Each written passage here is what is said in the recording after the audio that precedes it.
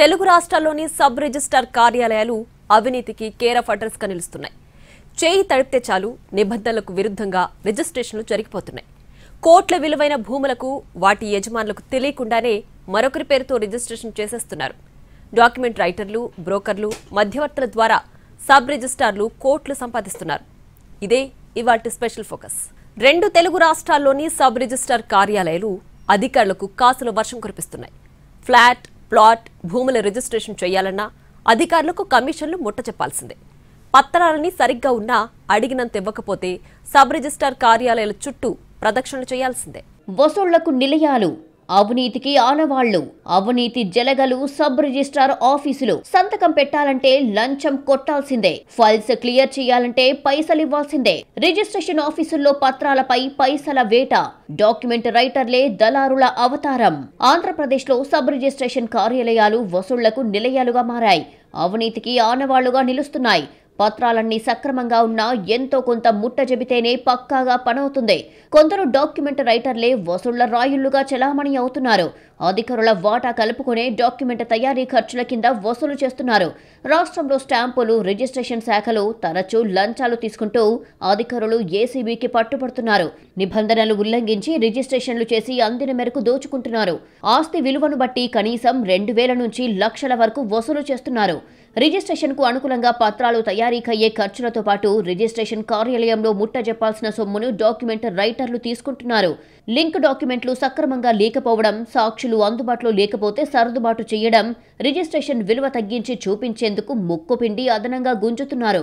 పట్టణ, నగర ప్రాంతాల్లో ఒక్కో చోట ఒక్కో రేటు ఉంటుందని డాక్యుమెంట్ రైటర్లు కొందరు చెబుతున్నారు. రిజిస్ట్రేషన్ల సంఖ్య ఆధారంగా సబ్ రిజిస్ట్రార్లు వేలకు గుంజుతున్నారు. కమిషన్ ఇస్తేనే ఫైళ్లపై సంతకాలు పెడుతున్నారు. 100కు పైగా రిజిస్ట్రేషన్లయ్యే కార్యాలయాల నుంచి ప్రతిరోజు లక్షల్లో మామూళ్లు వసూలు చేస్తున్నట్లు ఆరోపణలు ఉన్నాయి. రోజువారీగా వచ్చే మొత్తాల్లో ప్రతి ఒక్కరికి వాటా ఉంటుంది. కొందరు డాక్యుమెంట్ రైటర్లు వసూళ్ల విషయంలో చెలరేగిపోతున్నారు. పత్రాల్లో ఏ లోపం దొరికినా రిజిస్ట్రేషన్ కాదని హెచ్చరించి అధిక మొత్తంలో లాగుతున్నారు. ఇందులో కొంత భాగమే సబ్ రిజిస్ట్రార్కు ఇచ్చి మిగిలింది నొక్కేస్తున్నారు. ఎక్కువ రిజిస్ట్రేషన్లు జరిగే కార్యాలయాల్లో ప్రత్యేకంగా డబ్బుల వసూలు ఓ రేంజ్లో ఉంటున్నాయి. డాక్యుమెంట్ రైటర్ల ద్వారా సబ్ రిజిస్ట్రార్లు కమిషన్ల రూపంలో వసూళ్లకు పాల్పడుతున్నారు. ఆస్తి విలువ ఎక్కువ ఉంటే దాదాపు 1,00,000 గిట్టుబాటు అవుతుందనే ఆరోపణలు ఉన్నాయి. అంటే నెలకు 10 లక్షలు అక్రమంగా అదనపు ఆదాయం ఉంటుందని తెలుస్తోంది. ఇందుకోసమే ముడుపులు ముట్ట చెప్పి మరీ అనుకున్న చోటికి బదిలీ చేయించుకుంటారు. 4-5 నెలల్లోనే ఖర్చు పెట్టిన మొత్తం వసూలు చేస్తున్నారని తెలుస్తోంది. సబ్ రిజిస్ట్రార్ కార్యాలయాల్లో కమిషన్లు ముట్ట చెబితే చాలు ఎలాంటి వివాదాలున్న ఆస్తులను రిజిస్ట్రేషన్ చేస్తున్నారు అన్న ఆరోపణలు వెల్లువెత్తుతున్నాయి. ఏ మాత్రం లిటిగేషన్ ఉన్నా అత్యధిక సొమ్ము డిమాండ్ చేస్తున్నారు. పలు జిల్లాల్లో, ప్రాంతాల్లో రిజిస్ట్రేషన్లు వివాదాలయ్యాయి. ఆస్తిలోనూ ఇలాంటి తేడాలు రావడంపై ఉన్నతాధికారులకు ఫిర్యాదు చేసినా ఫలితం శూన్యమేనని బాధితులు వాపోతున్నారు. ప్రతి కార్యాలయంలో కనీసం 2% సొమ్ము సబ్ రిజిస్ట్రార్ పేరుతో వసూలు చేస్తారు. దీనికి సూత్రధారులుగా డాక్యుమెంట్ రైటర్లు వ్యవహరిస్తున్నారు. వీరికి సబ్ రిజిస్ట్రార్లకు మధ్య దళారీలను ఏర్పాటు చేసుకుంటున్నారు. పలు జిల్లాల్లో చలానాల బాగోతం, నకిలీ డాక్యుమెంట్లు, నకిలీ తాకట్టు పత్రాలతో రిజిస్ట్రేషన్లు, నిషేధిత భూములు, వివాదాల భూముల రిజిస్ట్రేషన్లు వెలుగు చూశాయి. ప్రతి దానిలోనూ కమిషన్లకు కక్కుర్తిపడ్డారు అధికారులు. స్థిరాస్తి విలువ పెరగడంతో కమిషన్ల రేటు పెంచారు. ఎనీవే రిజిస్ట్రేషన్ అమలులోకి వచ్చిన తర్వాత లావాదేవీలు ఎక్కువగా జరుగుతున్నాయి. సబ్ రిజిస్ట్రార్ లేఅవుట్ గాని నిషేధిత జాబితాలో ఉన్న వాటిని సైతం క్రయ విక్రయాలు జరిపి రిజిస్టర్ చేశారు. పలు సబ్ రిజిస్ట్రార్ కార్యాలయంలో కోట్లల్లో చలానాల అవినీతి జరిగింది. చలానాల కేసులో ర్యాండమ్గా డాక్యుమెంట్లు తనిఖీ చేస్తేనే తక్కువ సొమ్ము చెల్లించినట్లుగా తేలింది. రాష్ట్ర వ్యాప్తంగా పలు రిజిస్ట్రార్ కార్యాలయాల్లో డాక్యుమెంట్స్ రిజిస్ట్రేషన్ల కోసం ప్రభుత్వానికి కట్టాల్సిన చలానాలకు సమానంగా ఫీజు వసూలు చేస్తున్నారు అన్న ఆరోపణలు ఉన్నాయి. సబ్ రిజిస్ట్రార్ కార్యాలయాల్లో పనులు జరగాలంటే సంబంధిత డాక్యుమెంట్ రైటర్ల దగ్గరికి వెళ్లి ముందుగానే అప్రోచ్ అవ్వాల్సి ఉంటుంది. వాళ్లు కార్యాలయ సబ్ రిజిస్ట్రార్ల దగ్గరికి వెళ్లి బేరాలు కుదుర్చుకున్న తర్వాత మాత్రమే అసలు రిజిస్ట్రేషన్ల ప్రక్రియ మొదలవుతుంది. ప్రాసెస్ మొత్తం నీకింత నాకింత ఫార్ములాను అమలు చేస్తున్నారు. డాక్యుమెంట్ రైటర్లే మొత్తం నగదును వసూలు చేసి సాయంత్రానికి సబ్ రిజిస్ట్రార్లకు ఎంత ఇవ్వాలి అనేది లెక్కగట్టి వారికి సంబంధించిన మనుషులకు అప్పగిస్తున్నారు. వ్యవహారమంతా జెంటిల్మెన్ అగ్రిమెంట్ తరహాలోనే నడుస్తుంది. నగదు అసలు కార్యాలయం లోపలికి వెళ్లే అవకాశం లేకుండా పగడ్బందీ జాగ్రత్తలు తీసుకుంటున్నారు.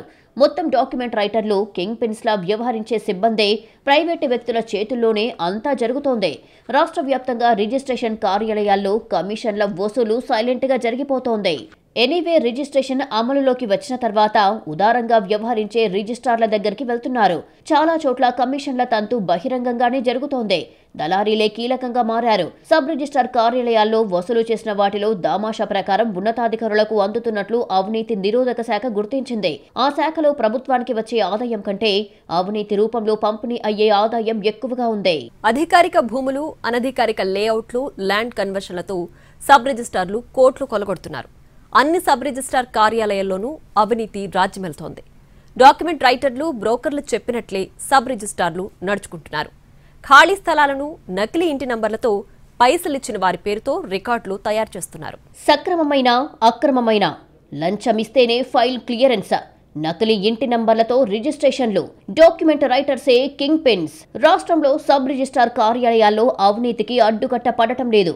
సక్రమమైన, అక్రమమైన ఆ కార్యాలయాల్లో అంతా ధనం మూల మిదం జగత్. అదనంగా డబ్బులిస్తేనే రిజిస్ట్రేషన్ అయ్యే పరిస్థితి ఉంది. దస్తావేజు లేఖరులు లేనిదే పని జరగట్లేదు. మధ్యవర్తులు, లంచాల ప్రమేయం లేకుండా రిజిస్ట్రేషన్ జరగడం లేదు. ఏసీబీ దాడులతో రాష్ట్ర వ్యాప్తంగా ఉన్న సబ్ రిజిస్ట్రార్ కార్యాలయ అధికారులు, ఉద్యోగులు, డాక్యుమెంట్ రైటర్లు ఉలిక్కి పడుతున్నారు. జిల్లాలో ఉన్న అన్ని సబ్ రిజిస్ట్రార్ కార్యాలయాల్లో అధికారులు సీట్లలో కూర్చోవాలంటే వణికిపోతున్నారు. రాష్ట్ర వ్యాప్తంగా సబ్ రిజిస్ట్రార్ కార్యాలయాల్లో మెరుపు దాడులు జరిగాయి. ప్రకాశం జిల్లా ఒంగోలులో కూడా ఏసీబీ అధికారులు దాడులు నిర్వహించారు. అధికారుల రాకను గమనించిన కొందరు సిబ్బంది తమ దగ్గరున్న 30,000 నగదును పైనుంచి కిందికి విసిరేయడంతో చర్చనీయాంశంగా మారింది. రిజిస్ట్రేషన్ కార్యాలయాల్లో అవినీతి ఏ స్థాయిలో జరుగుతుందో దీన్ని బట్టి అర్థం చేసుకోవచ్చు. అదే సమయంలో ఏసీబీ అధికారులు వాష్రూంలో దాచిపెట్టిన 18,000 నగదును కూడా స్వాధీనం చేసుకోవటం ఆసక్తికరంగా మారింది. ఏసీబీ అధికారులు దాడి చేసే సమయానికి 36 రిజిస్ట్రేషన్లు పూర్తి కావడంతో ఆ లావాదేవీలేంటే, ఆ నగదును కిందికి విసిరింది ఎవరు, వాష్రూంలో నగదు ఎవరివి, ఎందుకు దాచారు అనే కోణంలో ఏసీబీ విచారణ చేస్తోంది. రాష్ట్రంలో అనధికారిక లేఅవుట్లు, అనుమతి లేని స్థలాల రిజిస్ట్రేషన్లు యథేచ్ఛగా జరుగుతున్నాయి. కొందరు సబ్ రిజిస్ట్రార్లు లక్షల్లో కమిషన్లు తీసుకొని అనుమతి లేని ప్లాట్ల రిజిస్ట్రేషన్లు చేస్తున్నారు. కొన్ని స్థలాలకు నేరుగానే రిజిస్ట్రేషన్లు చేసేస్తున్నారు.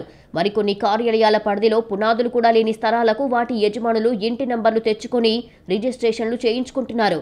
రాష్ట్ర వ్యాప్తంగా పలు పట్టణాలు, నగరాల్లో నకిలీ ఇంటి నంబర్లతో వేల సంఖ్యలో ఖాళీ స్థలాలకు రిజిస్ట్రేషన్లు జరిగిపోతున్నాయి. స్వీయ ధృవీకరణ ద్వారా ఆన్లైన్లో ఇంటి నంబర్లు పొందే విధానాన్ని ఖాళీ స్థలాలకు ఉపయోగించుకున్నారు. యజమానులు, దస్తావేజు లేఖరులు, రిజిస్ట్రేషన్ సిబ్బంది కుమ్మక్కవడంతో ఇవి యథేచ్ఛగా సాగిపోయాయి. దళారులు, దస్తావేజు లేఖరుల ప్రమేయం లేకుండా నేరుగా కొనుగోలుదారులే రిజిస్ట్రేషన్ చేసుకునేలా ఏర్పాట్లు ఉన్నాయి.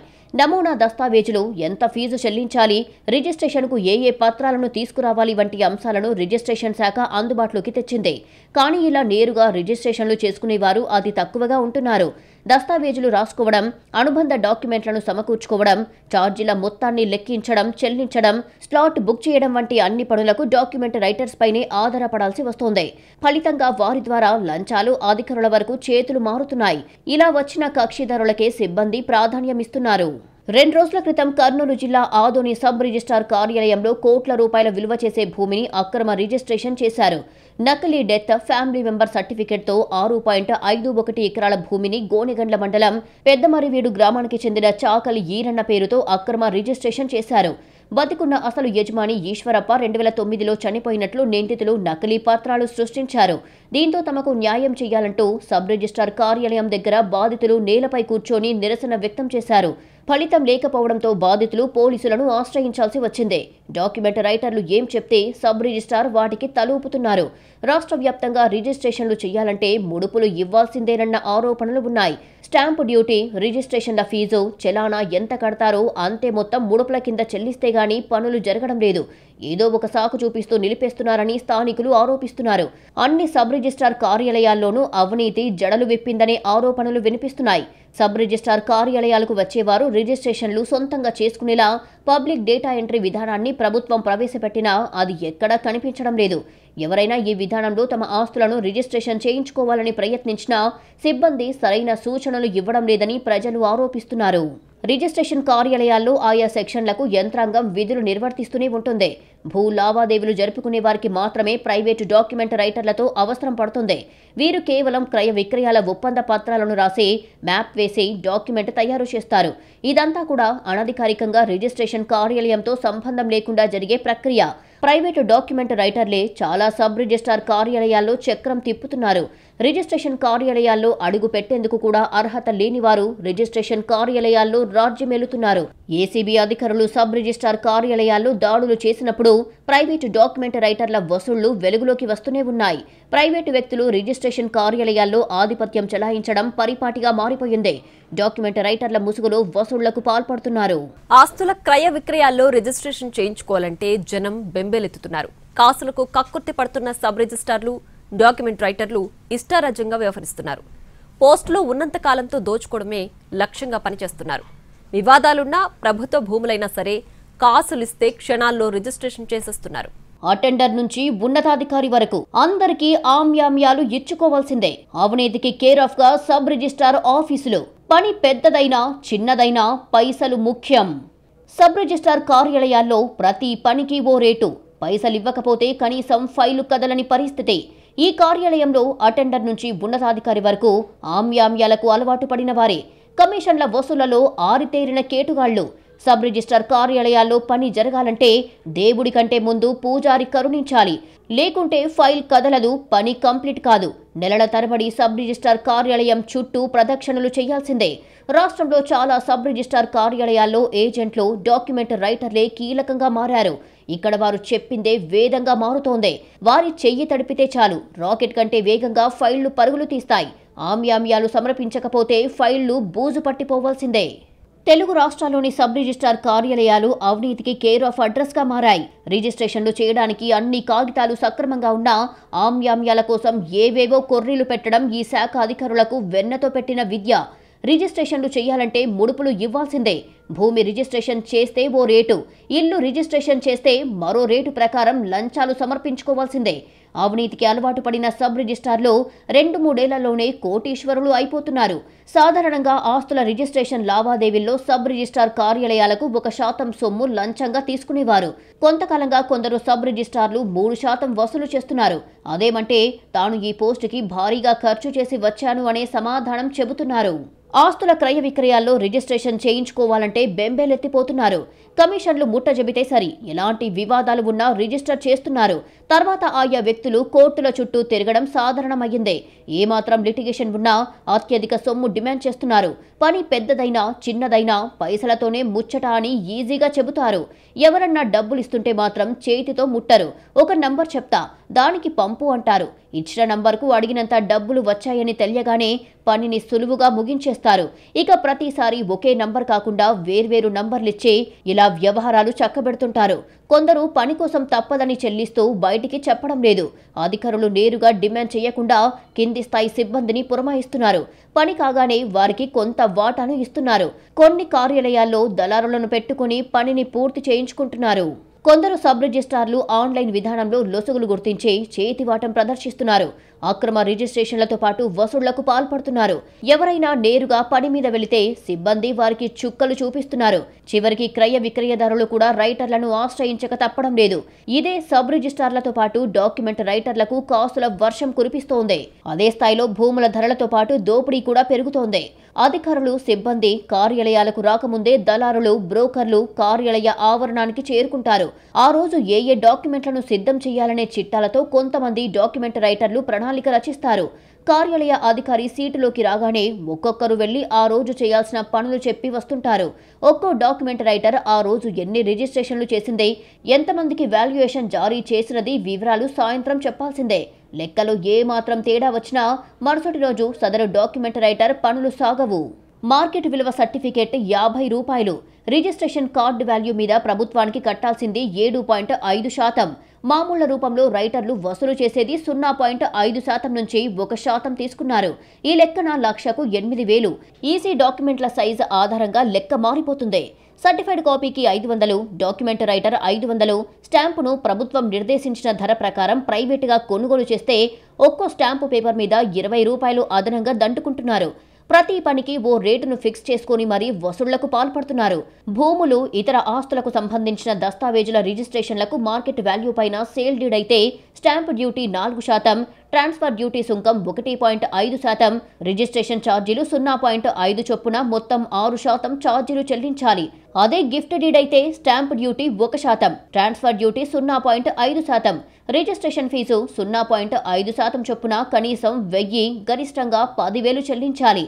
పై ఛార్జీలు ఆన్లైన్లో చెల్లించాల్సి ఉండగా ఒక్కో డాక్యుమెంట్పై 1000 వరకు అక్రమంగా వసూళ్లకు పాల్పడుతున్నారు. సబ్ రిజిస్ట్రార్ కార్యాలయాల్లో అధికారుల కంటే రైటర్ల హడావిడే ఎక్కువగా ఉంటుంది. రిజిస్ట్రేషన్ కార్యాలయం సమీపంలో అనధికారికంగా ఆఫీసులను ఏర్పాటు చేసుకున్న కొంతమంది రైటర్లు అక్రమ వసూళ్లకు పాల్పడుతున్నారు. ఆన్లైన్లో స్లాట్ బుక్ చేసుకుని అన్ని పత్రాలతో ప్రజలు వస్తున్నప్పటికీ కార్యాలయంలో పనిచేసే సిబ్బంది మాత్రం బ్రోకర్లు సూచించిన వారికే ప్రాధాన్యత ఇస్తున్నారు. నేరుగా వచ్చిన వారిని గంటల తరబడి కూర్చోబెట్టడంతో చివరికి వారు సైతం బ్రోకర్లను ఆశ్రయించాల్సిన పరిస్థితులు కల్పిస్తున్నారు.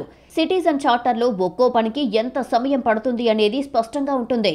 భూముల దస్తావేజుల రిజిస్ట్రేషన్లు చేసేందుకు గరిష్టంగా 24 గంటల సమయం పడుతుండగా కంప్యూటరైజ్డ్ ఎన్కంబరెన్స్ సర్టిఫికెట్ ఈసీ జారీకి గంట, అలాగే ఈసీ నకలు మాన్యువల్ గా ఇచ్చేందుకు 24 గంటలు, పెళ్లిళ్ల రిజిస్ట్రేషన్ కు గంట, పెండింగ్ డాక్యుమెంట్లు ఇచ్చేందుకు 1 రోజు, పెండింగ్ డాక్యుమెంట్లు సెక్షన్ 47A కింద జారీ చేసేందుకు 7 రోజులు, భూముల మార్కెట్ వాల్యుయేషన్ సర్టిఫికెట్లు ఇచ్చేందుకు గంట సమయం కేటాయిస్తూ సిటిజన్ చార్టులో ఉంటాయి. అయితే అవన్నీ నామమాత్రమే. అదనంగా ముడుపులు చెల్లిస్తేనే పనులు జరుగుతాయి. లేకుంటే రోజుల తరబడి కార్యాలయం చుట్టూ తిరగాల్సిందే. గోడలకు అతికించిన సిటిజన్ చార్ట్ బోర్డుల్లో ఉన్నట్లు ఒక్క పని కూడా జరగదు.